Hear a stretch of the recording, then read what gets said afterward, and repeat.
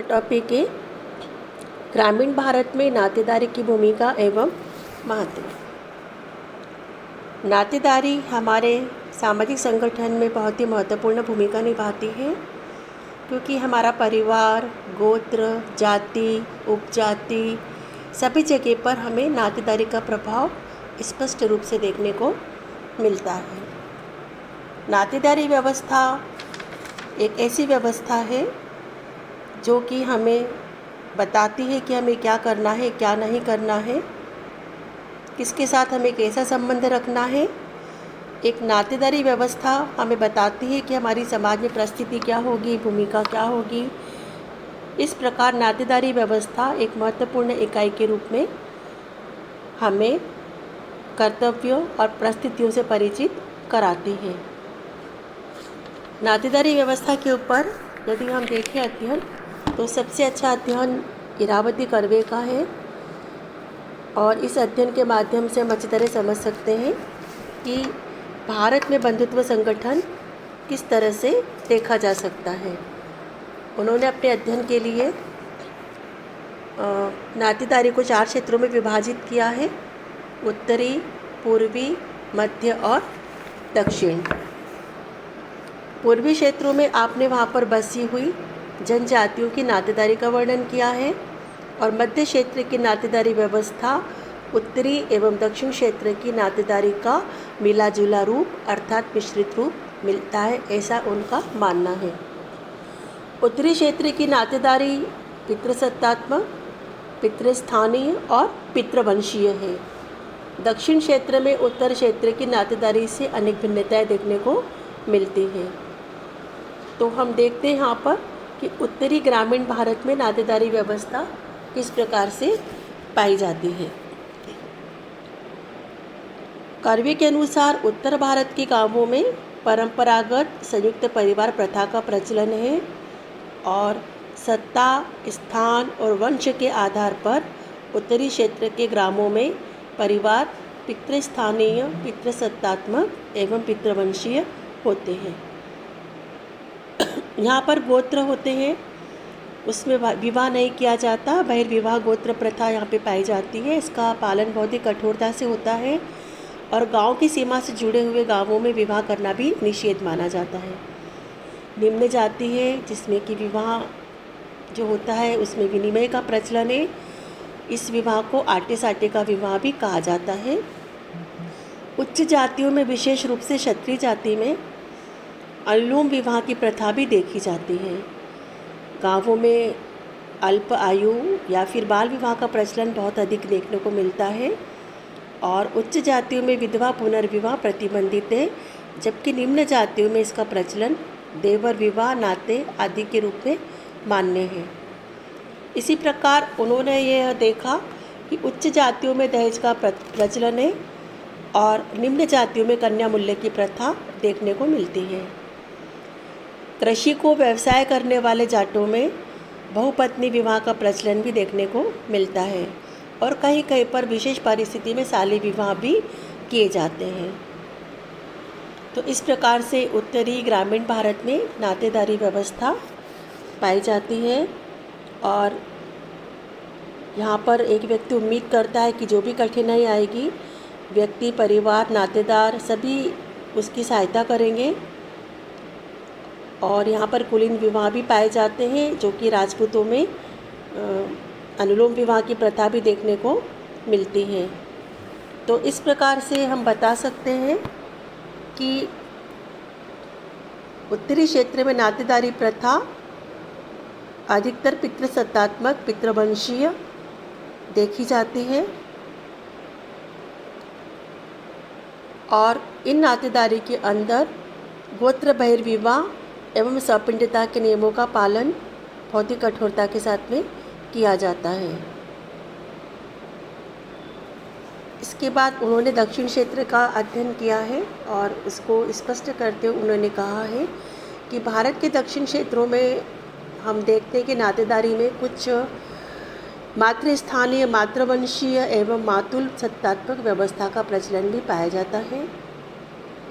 ऐसा नहीं कि यहाँ पे पितृसत्तात्मक परिवार या नातेदारी देखने को नहीं मिलती, वो भी देखने को मिलती है, पर उसके साथ साथ कुछ जातियों में मातृस्थानीय, मातृवंशीय एवं मातुल सत्तात्मक व्यवस्था भी देखने को मिलती है। इसी प्रकार से नायर जातियाँ होती हैं, उनमें थारवाड़, बंट एवं भोपल समाजों में मातृवंशीय, मातृस्थानीय परंपरा देखने के लिए मिलती है।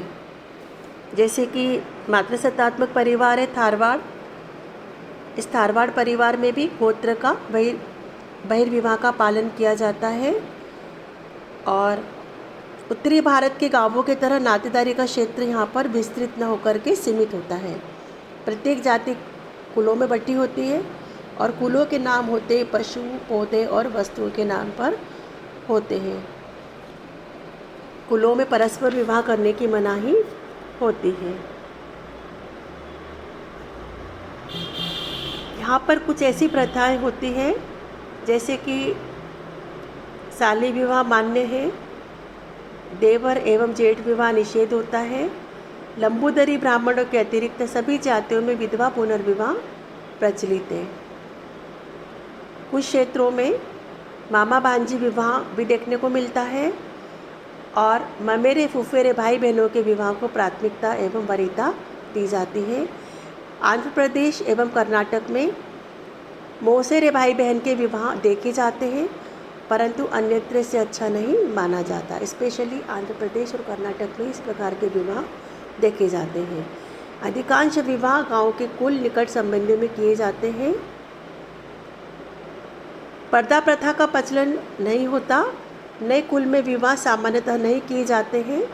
पहले से परिचित होते हैं अगर कुल एक दूसरे से, तभी विवाह ज़्यादा अच्छी तरीके से चलेंगे, ऐसा इनका मानना है। तो इस प्रकार हम देख सकते हैं कि दक्षिण भारत में पितृस्थानीय एवं पितृवंशीय के साथ साथ मातृस्थानीय एवं मातृवंशीय परंपराएं भी प्रचलित होती हैं। इसी प्रकार से रामपुर एक गांव है जहाँ पर आस्कर लेविस ने नातेदारी प्रथा का उल्लेख किया है और इसी प्रकार कल्याणपुरी गांव में भी नातेदारी प्रथा का उल्लेख किया गया है।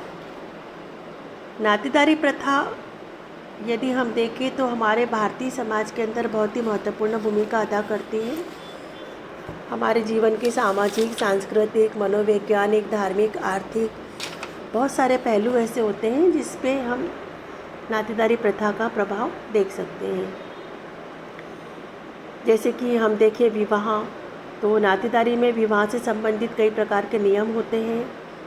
बहिर्विवाह, अंतःविवाह, अनुलोम विवाह, प्रतिलोम विवाह, देवर विवाह, साली विवाह, समोदर विवाह आदि कुछ इस प्रकार के विवाह होते हैं जो कि नातेदारी तय करती है कि वो कब, कहाँ और किस तरह से किए जाएंगे।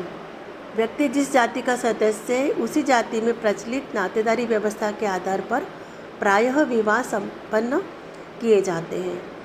यदि किसी एक जाति में या एक नातेदारी में विवाह को वरीयता दी जाती है तो दूसरी जाति में वही विवाह निषिद्ध होता है। सब कुछ नातेदारी की परंपरा के अनुसार ही संचालित होता है। किससे विवाह हो सकता है, किससे नहीं हो सकता, हमारा कौन रिश्तेदार है, कौन नहीं है, ये सब नातेदारी के अंदर ही तय किया जाता है। इसी प्रकार हम देखें तो परिवार का निर्धारण करने में भी नातेदारी महत्वपूर्ण भूमिका निभाती है। ग्रामीण परिवार के विभिन्न सदस्य के बीच में क्या संबंध होंगे, उनके क्या क्या कर्तव्य हैं, क्या अधिकार हैं, उनके बीच में किस प्रकार से श्रम विभाजन होगा, ये सब आयु, लिंग और पीढ़ी आदि के आधार पर किया जाता है। तो ग्रामीण परिवार में सदस्यों की परिस्थिति और भूमिकाएं तय की जाती है जिसका आधार मुख्यतः होता है आयु, लिंग और पीढ़ी। तो इस प्रकार से हम देखते हैं कि गांवों के अंदर नातेदारी परिवार का मेरुदंड मानी जाती है। इसी प्रकार से वंश का निर्धारण भी नातेदारी के माध्यम से होता है।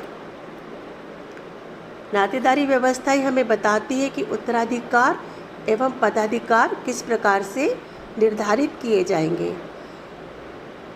सत्ता का हस्तांतरण नातेदारी समाज में होता है, देखने को मिलता है। ये सत्ता हमें पितृसत्तात्मक, मातृसत्तात्मक, मातुलय तथा पितृ स्वश्रेय आदि रूपों में देखने को मिलती है। यदि नातेदारी के द्वारा सत्ता पिता से पुत्र को हस्तांतरित होती है तो पितृसत्तात्मक है, और यदि मातृसत्तात्मक परिवार है तो वहाँ पर माता से पुत्री को सत्ता हस्तांतरित की जाती है। इसी प्रकार मामा से भांजे को भी सत्ता हस्तांतरित होती है, तो इस प्रकार की प्रथा को कहते हैं मातुलय प्रथा। तो इस प्रकार हम देखते हैं कि नातेदारी समाज में वंश और उत्तराधिकार को निर्धारित करने में महत्वपूर्ण भूमिका निभाती है। इसी प्रकार से नातेदारी व्यवस्था सामाजिक दायित्वों का निर्वाह भी बहुत अच्छी तरह से करती है, आर्थिक हितों की सुरक्षा भी करती है हमारी, और हमें मानसिक संतोष भी देती है। जिस परिवार में रिश्तेदार नातेदार नहीं होते उस परिवार की समाज में मान प्रतिष्ठा भी नहीं बढ़ती।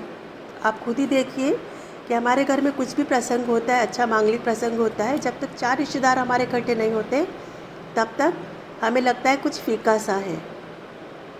तो यही बात है कि जब हमारे पास हमारे साथ में रिश्तेदार नातेदार खड़े हो जाते हैं आकर के, तो हमें बहुत अधिक मानसिक संतोष और प्रसन्नता का अनुभव होता है। तो इस प्रकार से हम देखते हैं कि नातेदारी व्यवस्था ग्रामीण जीवन को बहुत अधिक प्रभावित करती है।